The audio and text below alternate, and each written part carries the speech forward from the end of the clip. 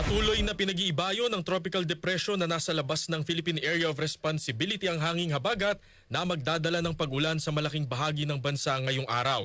Ayon kay Pag-asa Weather Specialist Benison Estareja, huling namataan ang mahinang bagyo sa layong 610 kilometers west ng Iba, Zambales. Taglay nito ang lakas ng hangin na 55 kilometers per hour at pagbugsong 70 kilometers per hour. Mabagal namang kumikilos ang sama ng panahon sa direksyong southeast.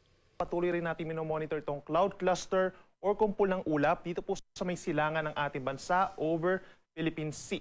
At base naman sa ating analysis, wala naman tayo nakikitang threat dito or possibility na maging isang ganap na bagyo. Pero hindi natin inaalis yung chance na may mabuo dyan na low pressure area sa loob ng 2 araw. Kaya't patuloy po natin itong imomonitor.